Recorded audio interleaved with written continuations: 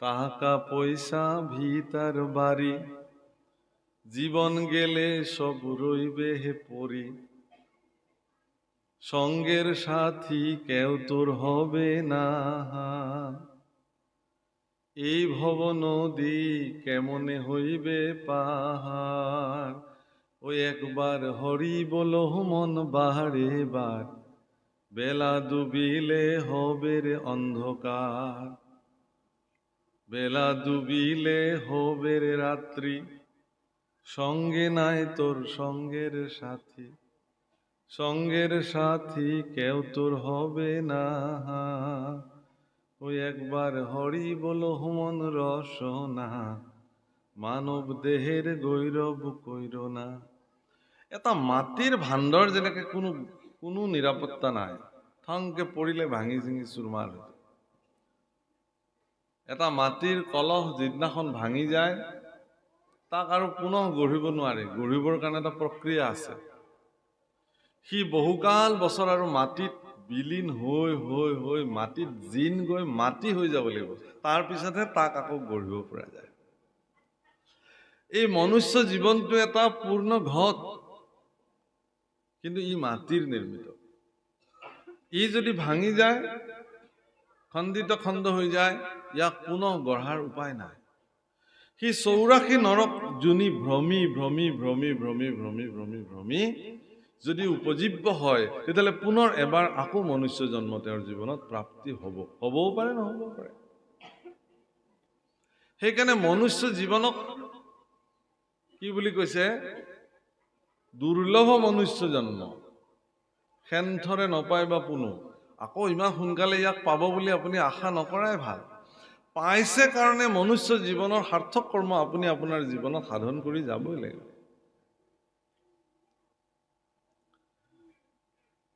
বেলা ডুবিলে হবেৰে ৰাত্ৰি। বেলা ডুবিলে মানে আপোনাৰ জীৱনৰ সূৰ্য যিদিনাখন অস্ত যাব, সৰু ল'ৰা ছোৱালীবিলাক জন্ম পোৱাৰ লগে লগে সেয়া উদিত সূৰ্য। যৌৱন প্ৰাপ্ত যেতিয়া হয়, সি দুপৰীয়াৰ প্ৰখৰ সূৰ্য। আৰু লাহে লাহে লাহে লাহে যেতিয়া ভটিয়লি গীত গাবলৈ আৰম্ভ কৰে, জীৱন ভটিয়ায়। অনিচ্ছা, হেলা, ভাগৰ, বিষ, যন্ত্ৰণা এইবিলাকে এটা এটাকে আগুৰি ধৰে। কিবা কৰিব মন থাকিলেও এলাহ, ভাগৰ এইবিলাকে তেওঁক নিৰাশ কৰি তোলে। ঈশ্বৰ সাধনা কৰিবৰ কাৰণেও তেওঁ কি ক'ব যে মই গ'লোহেঁতেন, যাওক, নেযাওঁ আৰু, বেছি সময় বহি থাকিব নোৱাৰো নহয় তলত, গতিকে আৰু ইয়াৰ পৰাই সেৱা জনাইছো। কিন্তু যিখিনি সময়ত তেওঁ বহু সময় একেলগে বহি থাকিব পাৰিছিল, সেই সময়ত কিন্তু তেওঁ শুনিবলৈ নাহিলে। যিটো সময়ত তেওঁ ঘণ্টা ঘণ্টা জুৰি মাটিত বহি ঈশ্বৰৰ সাধন কৰিব পাৰিছিলে, সিদিনাখন কিন্তু তেওঁৰ মন মানসিকতাত কোনেও জাগ্ৰত কৰি নিদিলে যে তোমাৰ শক্তি সামৰ্থ্য থাকোতেই তুমি এই কৰ্ম কৰি লোৱা। হে ৰাম ভকতৰ দুখ দেখি ভগৱন্ত, ভৈলন্ত নেত্ৰ সজল। অসন্তোষে কিছু চপৰাইলা মাথ, সংকোচ মুখ কমল। শুনা নৰলোক মহন্তৰ শোক, দেখা দুখ কেন মতে।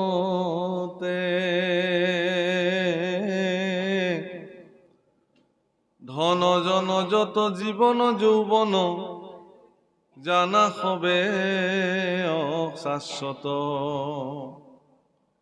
উপদেশ অকমান আহিছে, আৰু উপদেশত খুব গুৰুত্বপূৰ্ণ কথা কৈছে যে হে মহন্তসকলৰ দুখ ক'ত আপোনালোকে চাওক। ধন জন জীৱন যৌৱন এইবিলাক অশাশ্বত, এইবিলাক মিছা। অশাশ্বত শব্দৰ অৰ্থটো হ'ল কি? মিছা। ধন আজি আছে কাইলৈ নাই, যৌৱন আজি আছে কাইলৈ নাই, জীৱনটো জলৰ ৰেখা, আজি আছে কাইলৈ নাই। এইবিলাক অশাশ্বত বস্তু। কিন্তু আচৰিত কথা, যে আমি এইবিলাকক অশাশ্বত বুলি জানিও, মিছা বুলি জানিও, অনিত্য বুলি জানিও আমি কিন্তু এইবিলাকৰ পৰা মোহাচ্ছন্ন হ'বলৈ পৰা নাই। সম্যকে অমৃত তোমাৰ চৰিত্ৰ, শুনে মাত্ৰ যিটো নৰে, পায়া প্ৰেম ভাৱনেৰৈতো জোপাও বিষয়কো পৰিহৰে। সম্যক, সম্যক শব্দৰ অৰ্থ হ'ল উত্তম। তোমাৰ চৰিত্ৰ উত্তম অমৃত প্ৰভু, ইয়াতকে আৰু উত্তম কথা অমৃত কি হ'ব পাৰে জগতৰ। তোমাৰ এই চৰিত্ৰ অমৃত যিসকলে শ্ৰৱণ কৰে, যিবিলাক ব্যক্তিয়ে এই কথা শুনে, তেওঁ প্ৰেম ভাৱাপন্ন হয় আৰু বিষয়ক তেওঁ পৰিত্যাগ কৰিব পৰা সামৰ্থ্য হয়। একেই ভগৱানৰ চৰিত্ৰ শূৰ্পণখাৰ মুখে ৰাৱণে শ্ৰৱণ কৰিলে কাৰণে ৰাৱণৰ মানসিকতা তাৰ উল্টা ৰিয়েকশ্যনটো হৈ গ'ল, ওলটা প্ৰভাৱ হৈ গ'ল। সেইকাৰণে কৃষ্ণ কথা কাৰ পৰা শুনিব? আটাইতকৈ উত্তম বিচাৰটো হ'ল এইটোৱেই যে কৃষ্ণ কথা নিজেই নিজৰ ভিতৰত শ্ৰৱণ কৰাৰ ব্যৱস্থা কৰিব লাগে। অৰ্থাৎ আপুনি সেই অৱস্থালৈকে গুচি যাব পাৰিব লাগিব, আপোনাৰ ভিতৰত থকা আপুনিয়ে আপোনাক কৃষ্ণ কথা শুনাব। তেতিয়া এইটো অহৰ্নিশ হয়, অজপা হৈ যায়। 24 ঘণ্টা আপুনি তেতিয়া কৃষ্ণ ধ্বনি শুনিব, কৃষ্ণ চৰিত্ৰ। এনেকুৱা 24 ঘণ্টা কৃষ্ণ ধ্বনি আৰু চৰিত্ৰ শ্ৰৱণ কৰোঁতা সকলৰ ভিতৰত পোনপ্ৰথমে অগ্ৰগণ্য হিচাপে নাম লোৱা হয় গোপীসকলৰ। সেইকাৰণে গোপীসকল যেতিয়া ভগৱানৰ ওচৰলৈকে ঢপলি আহিলে, তেতিয়া ভগৱানে গোপীসকলক কৈছিলে যে তোমালোকে এটা কাম কৰা, মোক দেখিলা বোলে দেখিলোঁ, বৃন্দাবন দেখিলা দেখিলোঁ, বিকশিত বৃন্দাবন ইমান সুন্দৰভাৱে প্ৰস্ফুটিত হৈছে, তোমালোকে দেখিলা, এতিয়া তোমালোকে ঘৰলৈ যোৱা। ভগৱানে তেওঁলোকক মনত পেলাই দিছিলে, তোমালোকক নেদেখি তোমালোকৰ সন্তানবিলাকে এতিয়া মা মাকে চিঞৰি চিঞৰি কান্দি আছে, তোমালোকক নেদেখি তোমালোকৰ স্বামী হাবাথুৰি খাইছে, তোমালোকৰ পৰিয়াল পৰিজনৰ মাজত ভীষণ পৰিস্থিতিৰ সৃষ্টি হৈছে, গৰু গাই সা সম্পত্তি খেতি বাতি সকলো তোমালোক মালিকনী একো একোগৰাকী, গতিকে নিজৰ নিজৰ সা সম্পত্তিৰ মালিকনী হৈ থাকাগে, যোৱা ইয়াৰ পৰা সোনকালে। কিন্তু গোপীসকলে কি বুলি কৈছিলে যে হে ভগৱান, তোমাৰ মুখেৰে এনেকুৱা কথা হ'ব বুলি আমি ভবাই নাছিলো, তুমিও যে ভকতক এনেকে ত্যাগ কৰিব পৰা এই কথাটোতো আমি ভবাই নাছিলো। আমিতো ইতিমধ্যে তোমাক পাবৰ কাৰণে আমাৰ জীৱনৰ সৰ্বস্ব পৰিত্যাগ কৰি থৈ গুচি আহিলো। আমি যে কিবা মালিকনী, সম্পত্তিৰ মালিকনী, গৰু গাই খেতি বাতি এইবিলাক আছে পাহৰি গলো। আমাৰ যে স্বামী আছে আমি পাহৰি গলো, আমাৰ যে সন্তান সন্ততি আছে পাহৰি দিছো। আমাক কেৱল তোমাক লাগে, তোমাৰ দুখানি চৰণত সমৰ্পিত হ'বলৈ লাগে। এইটোৱেই মনুষ্য জীৱনৰ সাৰ্থক। সেইকাৰণে ইয়াত উদ্ধৱে কৈছে যে প্ৰভু তোমাৰ চৰিত্ৰ শুনিলে মানুহৰ মনত প্ৰেম ভাৱনাৰ জন্ম হয়। গোপীসকলৰ মনত প্ৰেম ভক্তিৰ জন্ম হৈছিল, যাক সপ্ৰেম ভকতি বুলি কয়। সেই সপ্ৰেম ভকতি জন্ম হোৱাৰ ফলতে তেওঁলোকে বিষয়কো পৰিত্যাগ কৰিবৰ কাৰণে সামৰ্থ্য হৈ গৈছিল। ৰাম শয়নে ভজনে স্নান গোপ স্থানে, সদা সেৱা কৰো আমি, তোমাক নেদেখি ৰাখি প্ৰাণ প্ৰভু, কিমতে বৰ্তিব স্বামী। ৰামময়ী পিণ্ডু চাৰ বস্ত্ৰ অলংকাৰ, তোমাৰ উচিষ্ট খায়া, দঢ়ায়া সুচিত্ত কিনু বিপৰীত, তৰিব দুষ্ট ৰমায়া। মই যেতিয়া খাওঁতে শুওঁতে উঠোতে বহোতে কেৱল তোমাকে সেৱা কৰিছো প্ৰভু। প্ৰভু অকল মনত ৰাখিব, ভগৱান হ'লেও তেওঁৰতো এটা ব্যক্তিগত জীৱন আছিল। আমি সামাজিক ব্যক্তিবিলাকৰ, আপোনালোক সকলোৰে সামাজিক ব্যক্তিবিলাকে অধিকাংশ সময় সামাজিক হৈ থাকে, কিন্তু তেওঁলোকৰতো এটা ব্যক্তিগত জীৱন আছে। সেই ব্যক্তিগত জীৱনখিনি তেওঁলোকে কাকো নিদিয়ে, সেইটো তেওঁৰ নিজৰ কাৰণে। তেওঁ খাব, শুব, স্নান কৰিব, দৈনন্দিন নিত্যকৰ্ম সাধন কৰিব, পৰিয়াল পৰিজনৰ লগত থাকিব, এইখিনি তেওঁৰ ব্যক্তিগত জীৱন। কিন্তু ভগৱান কৃষ্ণৰো যি ব্যক্তিগত জীৱনসমূহ আছিল, সেই ব্যক্তিগত জীৱনসমূহতো প্ৰত্যেকটো মুহূৰ্তত এগৰাকী একনিষ্ঠ সেৱক হিচাপে উদ্ধৱ তেওঁৰ লগত আছিল। ভগৱানৰ স্নান কৰা কাৰ্য, ভোজন কৰা কাৰ্য, শয়ন কাৰ্য, সকলোতে উদ্ধৱে তেওঁক যি ধৰণে সেৱা কৰিব লাগে, প্ৰতি মুহূৰ্তত তেওঁ সেৱাৰ কাৰণে প্ৰস্তুত হৈ আছিল। আৰু এই কথা স্বয়ং উদ্ধৱে নিজে স্বীকাৰ কৰিছে যে হে প্ৰভু, শয়নে ভোজনে স্নান গোপ্যস্থানে সদা সেৱা কৰোঁ আমি। মোৰ এইটো বিশ্বাস আছিলে যে তুমি যিদিনাখন যাবা ময়ো তোমাৰ লগতে গুচি যাম। গতিকে তোমাক বাদ দি পেলাই মোৰ আজিৰ পৰা কামেই বা কি? তুমিয়ে নাথাকিলে মোৰতো কাম তুমিয়ে আছিলা। তাৰমানে এগৰাকী প্ৰকৃত ভকতে ঈশ্বৰৰ কৰ্মত এনেকে সমৰ্পিত হয়, ঈশ্বৰ অবিহনে তেওঁৰ জীৱনত আৰু একো কামেই নাথাকে। উদ্ধৱৰ জীৱনতো সেইটোৱে হৈছে। কিন্তু আমি যিবিলাক ভক্ত হৈছো, আমাৰ ভক্তবিলাকৰ আমাৰ প্ৰথম আৰু প্ৰধান কাম হ'ল নিজৰ কামখিনি। তাৰ মাজতে যিখিনি আহৰি পাওঁ সেইখিনিহে আমি ভগৱানৰ কাৰণে দিওঁ। কেতিয়াবাতো তাতো বিঘিনি। গোটেই শৰণৰ বাক্যখিনি মাতিব লাগিছিল, আজি আৰু মতা নহ'ল প্ৰভু। শ্ৰীমন্ত শংকৰ হৰিমত একদম ধামধুম মাতি যে প্ৰভু বেয়া নাপাবা, মোৰ একদম জৰুৰী কাৰ্য যাব লাগে, গতিকে আজিলৈ আৰু ইমানতে সামৰি। ভগৱানক কি ক'ব এতিয়া? ঠিক আছে, আপোনাৰ জৰুৰী কাম, আপুনি যাবই। 24 ঘণ্টা কেৱল নিজৰ কাৰণে চিন্তা আমাৰ। খাব লাগে, শুব লাগে, পিন্ধিব লাগে, আনন্দ কৰিব লাগে, স্ফূৰ্তি কৰিব লাগে, ভগৱানৰ কাৰণে। ৰাতিপুৱা স্নান কৰি উঠি অকণমান সময়, গধূলি একদম সকলো কাম কাজ আজৰি হৈ অকণমান সময় স্নান কৰি ভগৱানৰ সন্মুখত ধ্যানস্থ হোৱা। আচৰিত কথা যে ৰাতিপুৱা স্নান কৰি পেলাই যেতিয়া ভগৱানৰ সন্মুখত দিব্য বন্তি জ্বলাই পেলাই আমি বহোঁ, মগজুটো খুব শান্ত হৈ থাকে সেইখিনি সময়ত। ভগৱানৰ চিন্তনতকে আজি দিনটো কি কৰিব লাগিব সেইখিনি চিন্তনেহে সেইখিনি সময়তো আহি পেলাই জুমুৰি দি ধৰে। যাদৱ যদুনন্দন মাধৱ মধুসূদন চলি থাকিল, তাৰ মাজতো আকৌ সেইখিনি চিন্তা, আজি কাক লগ কৰিব লাগিব, কাক কি দিব লাগিব, কাৰ পৰা পইচা আনিব লাগিব, কাক পইচা দিব লাগিব, বজাৰ কেতিয়া কৰিব লাগিব, জী জোঁৱাইৰ ওচৰলৈ কেতিয়া যাব লাগিব, নাতিটোৰ কাৰণে পইচা পঠিয়াব লাগিব, হেন তেন তেন তেন, সেইখিনি সময়ত আটাইগাল পৰিকল্পনা আহি আপোনাক তাতে ধৰি থাকিব। সেইকাৰণে দক্ষিণ ভাৰতত এজন সন্ত পুৰুষ আছিলে, একনাথ বাবা বুলি, স্বামী একনাথ জি মহাৰাজ। তো এজন ব্যৱসায়ীয়ে ৰাতিপুৱা যেতিয়া ধূপ জ্বলাইছে, বন্তি জ্বলাইছে, আৰতি কৰিছে, তেতিয়া তেওঁৰ মগজুত আজি ব্যৱসায়ত কি কৰিব লাগিব, কিমান টকা দিব লাগিব ইত্যাদি এইবোৰ চব চিন্তা সেইখিনি সময়ত তেওঁৰ মগজুত আহি ধৰে।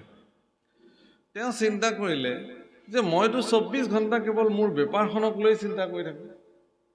এই ৰাতিপুৱা গাটো ধুই অকণমান ভগৱানক ভজনা কৰোঁ, এইখিনি সময়তো মোৰ এইবোৰ চিন্তা আহে। এই চিন্তাৰ পৰা মই কেনেকৈ মুক্ত হ'ব পাৰোঁ?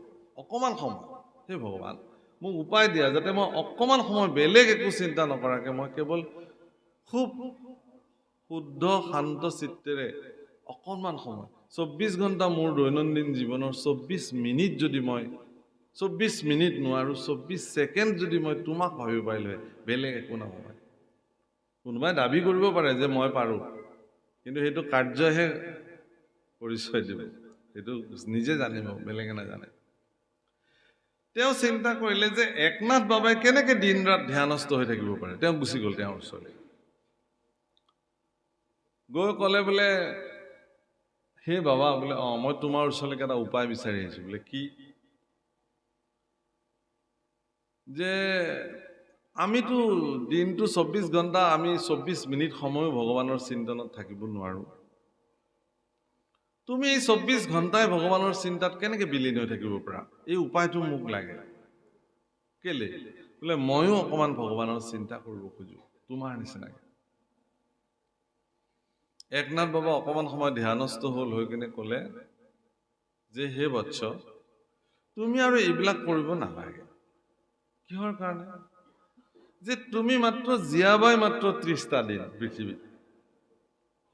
এই 30 দিন জীয়াই থাকি তুমি গোটেই জীৱন কৃষ্ণ চিন্তা ঈশ্বৰ চিন্তা নকৰাকে কটালা। আৰু এই 30টা দিননো চিন্তা কৰি কি কৰিবা? নালাগে যোৱা, যেনেকে কটাইছিলা তেনেকে কটোৱাগে। আৰু তুমি যিহেতু মাত্ৰ 30টা দিনৰ আলহী, গতিকে এই 30টা দিনত তুমি ঠিকছে খাই লৈ মৌজ মস্তি কৰি যি মন তাকে কৰাগে আৰু যাবাই যিহেতু আৰু পৃথিৱী এৰি এই ভোগ ভোগতি ক'ত পাবা আৰু বা কি জন্ম হয় তোমাৰ ক'বতো নোৱাৰি। পোক পৰুৱা গছ বিৰি তৰু তৃণ কি হয় ঠিকতো নাই। যোৱা।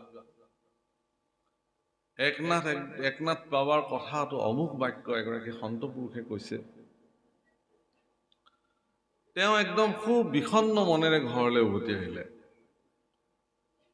পত্নীয়ে সুধিলে কি হৈছে নো আপোনাৰ? কোনোদিনেতো আপোনাক এনেকে দেখা নাই।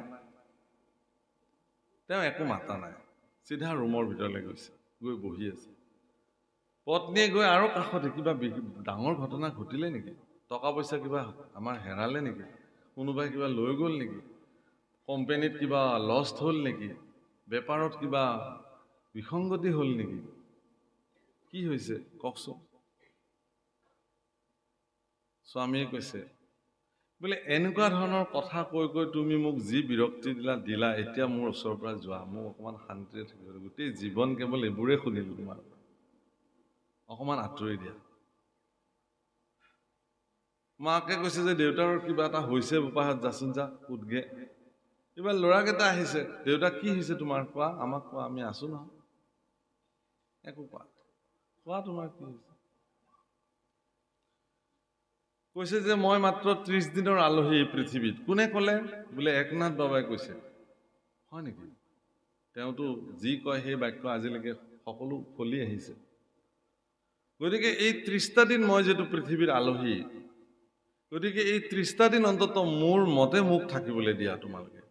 আজিৰ পৰা মই মোৰ সকলো মোৰ ব্যৱসায় বাণিজ্য টকা পইচা সা সম্পত্তি যি আছিল সকলো তোমালোকক দি দিলো। তোমালোকে চবে ভগাই ভগাই যেনেকে মিলে লৈ ল'বা, মোক আৰু একো নুসুধিবা। মই য'ত যি লিখি দিব লাগে চব লিখি দিছো, চহী কৰি দিছো, তোমালোকে চব লৈ যোৱা, মই নাই বুলি ধৰি লোৱা আৰু মোক এইবোৰ কথা নকবা। এই বুলি তেওঁ সাধনা গৃহত গৈ বহি দিলে। 30টা দিন কেনেকে অতিক্ৰম কৰিলে তেওঁ ক'বই নোৱাৰিলে। নিৰ্দিষ্ট সময়ত উঠি আহে, স্নান পান কৰে, কিবা অকণমান খায়, আকৌ তাতে যায়। 30 দিনৰ দিনা বংশ কুটুম্ব সকলো আহি সাজু হৈছে, খৰি খেৰ সকলো যোগাৰ হৈছে। অঙহী বঙহী চোতালত বিনাই বিনাই কান্দিছে, দাইটি কাইটি যাৰ যি হয়, তই অমুক কৰিছিলি তমুক কৰিছিলি, আজি তই যাবি, হেন তেন, আমি কেনেকে থাকিম? এইটো কান্দন চবেই কান্দে। তই গ'লি আমি কেনেকে থাকিম? কিন্তু চবে থাকেই আৰু কোনো নথকাকে আছে। কোনোবা গ'ল বুলি কোনোবা নাথাকে নেকি? আগৰ নিচিনাকেই থাকে। সেইটো অকণমান সময়ৰ আৱেগ। কাৰণ মৃত্যু এটা এনেকুৱা সত্য যে ইয়াক কোনেও আজিলৈকে নুই কৰিব নোৱাৰে। দেখিলে যে 30 দিন পাৰ হৈ গ'ল, তেওঁতো নমৰিলে। 31 দিনৰ দিনাও নমৰিলে। তাৰপিছত সকলো বতি বংশ গৈ একনাথৰ ওচৰলৈকে গ'ল, লৈ আহিলে তেওঁক মাতি। তেওঁ আহিলে, বোলে আপুনি কৈছিলে এনেকুৱা এনেকুৱা আমাৰ দেউতা 30 দিনৰ ভিতৰত। বোলে ক'ত আছে তেওঁ? বোলে তাতে ধ্যানত বহি আছে। তেওঁ গ'ল, গৈ কৈছে বোলে হে গুৰুদেৱ তুমি আহিলা? বোলে অঁ। বোলে তোমাৰতো 30 দিন পাৰ হৈ গ'ল, মই সেইকাৰণে তোমাৰ ওচৰলৈ আহিলো। বোলে 30 দিন পাৰ হৈ গ'ল নেকি? বোলে অঁ পাৰ হৈ গ'ল। আৰে মইতো মৰা নাই যে, মইতো মৰিব লাগিছিল। বোলে নহয়, তুমি মোক সুধিছিলা নহয় যে ঈশ্বৰক ধ্যান কৰাৰ কৌশলটো কি, ঈশ্বৰক লগত বিলীন হৈ থকাৰ কৌশলটো কি, আচলতে মই তোমাক কৌশলটোহে দিছিলোঁ, ময়ো নাজানো তুমি কেতিয়া মৰিবা, কোনে জানে কোন কেতিয়া মৰিব। মই যেতিয়া কৈ দিলোঁ তোমাক যে 30 দিনৰ ভিতৰত তুমি মৰিবা, যে এই যে তুমি চব বাদ দি পেলালা। আমাৰ মানে পিতৃবিলাকৰ মই কথা কৈছোঁ, বিশেষকৈ সকলো পিতৃ নহয়। আমাৰ পিতৃবিলাকে আমাৰ সন্তান সন্ততিবিলাকক দায়বদ্ধতা দিব নোখোজে। তেওঁলোকৰ দৃষ্টিত এইটোৱে হ'ল, সি পাৰিব জানো? নিজৰ দায়বদ্ধতাটো তেওঁলোকে কি নকৰে, এৰি দিবলৈ নোখোজে। ইয়াৰ মূল কাৰণটো হ'ল কি? মমতা, মোহ। এই সৰুৱে আছে, নাজানে, ক'ত পাৰিবা। যাৰ বিনিময়ত সকলো দায়িত্ব নিজে মূৰ পাতি লৈ লৈ লৈ লৈ ঈশ্বৰ কৰ্ম কৰিবলৈ তেওঁৰ জীৱনত আহৰি নাই, নামঘৰলৈ আহিবলৈ তেওঁৰ জীৱনত আহৰি নাই, সমাজৰ কৰ্মত লাগিবলৈ তেওঁৰ সময় নাই। বহুত মানুহে কয় যে এইকেইটা দিন আৰু ৰওক প্ৰভুসকল, মোৰ ৰিটায়াৰ্ডটো লৈ ল'বলৈ দিয়ক, আৰু মাত্ৰ কেইমাহমান আছে, তাৰপিছত মই এনেকৈ নামঘৰৰ কামত লাগিম আপোনালোকে দেখিব। এতিয়া ৰিটায়াৰ্ডৰ আগে আগে মানুহজনটো আহিছিলেই নামঘৰলৈ, এতিয়া ৰিটায়াৰ্ডৰ পিছত আপুনি তাকো নেদেখে কেতিয়াবা কিছুমান মানুহ। এইটো অৱস্থা হয়। কিহৰ কাৰণে? যে তেওঁ দায়বদ্ধতাটো আকৌ বঢ়াই লয়। চৰকাৰে তেওঁক কৈছে যে আপোনাৰ আহৰি ল'বৰ সময়, কিন্তু তেওঁ নলয়, কাৰণ তেওঁৰ ল'ৰা ছোৱালীক তেওঁ অযোগ্য বুলি ভাবি আছে।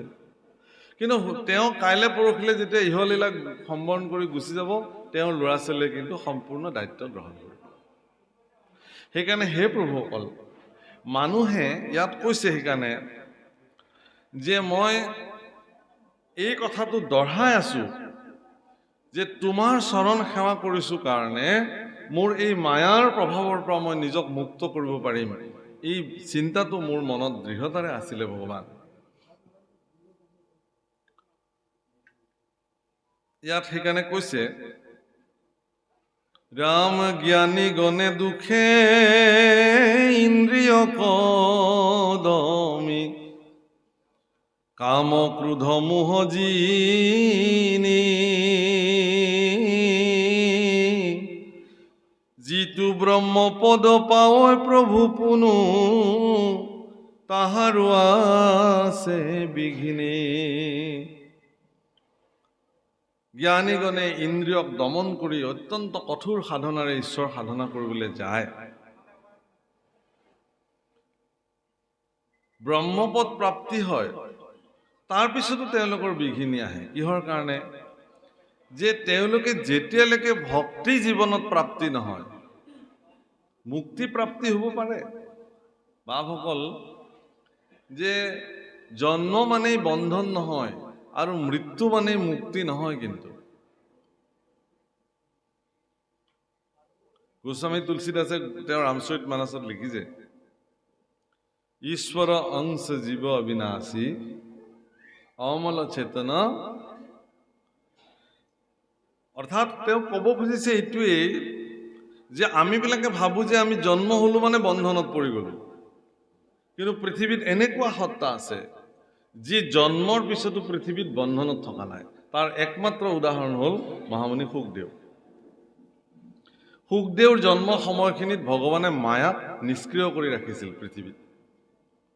সেইকাৰণে শুকদেৱৰ শৰীৰত কিঞ্চিত মানুহ মায়াৰ প্ৰভাৱ নাছিলে। অৰ্থাৎ মায়াময় জগতত জন্মগ্ৰহণ কৰাৰ পিছতো শুকদেৱ সম্পূৰ্ণ মায়াবিহীন জীৱন যাপন কৰিছিল, মায়ামুক্ত জীৱন যাপন কৰিছিল। কোনো মায়াৰ প্ৰভাৱৰ দ্বাৰা শুকদেৱ প্ৰভাৱান্বিত নাছিল। তেনেকুৱা অনেক পুৰুষৰ উদাহৰণ শাস্ত্ৰত আছে। ঠিক তেনেকৈ মৃত্যু হ'ল মানে এটা জীৱ মুক্ত হ'ল এনে নহয়।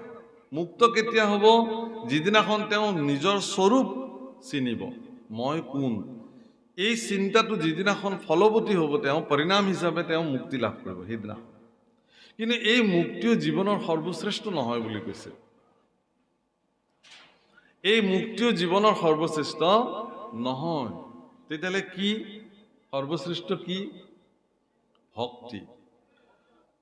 মুক্তি পুনু ভকতিৰ প্ৰাসংগিক মাত্ৰ, ভকতি কৰন্তে মুকুতিৰ হুৱে পাত্ৰ।